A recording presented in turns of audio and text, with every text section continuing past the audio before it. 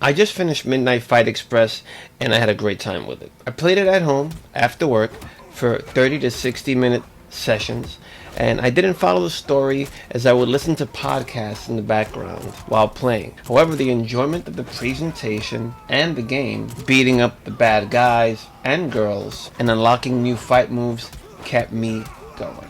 After you finish the game, it has a new game plus type mode where after you beat it, you can select levels and replay them with all your new unlocked skills while skipping cutscenes if you wish. Very convenient, and I wish more games would do this. Another great feature is the easy to use photo mode.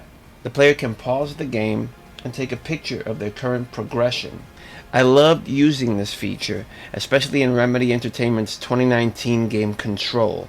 Afterwards, sharing these images on social media is just fun, just kind of bragging a little bit. So I'm going to talk about the ending for a quick second. So this is a little bit of a spoiler, so if you want to skip ahead like 10 seconds, please do so.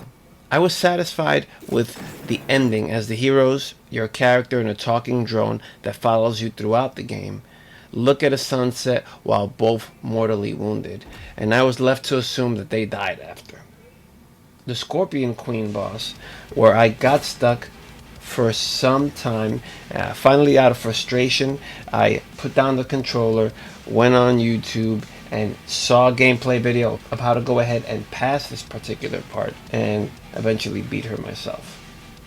I found a great article discussing the tropes inside this game compared to past beat-em-ups, movies, and TV shows, such as going up an elevator to fight the final boss while you're beating up other bad guys, or fighting a biker gang that's fresh outside of a bar with all their motorcycles parked right in front of the bar. There's even a moment in this game where you're fist fighting zombies.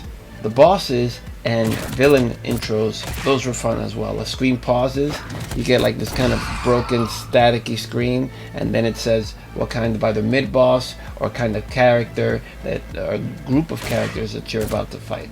There was one character that looked like the Joker. He was this overweight, like I'm talking about DC Comics Joker. He was this overweight character, and he was fun. He was fun to fight as well. This website, which I recently discovered when I heard Microsoft talking about it, was called HowLongToBeat.com. And it says that this game is about 6 hours long, which is perfect. As a working adult, I have a limited time to game, but I want to play more often.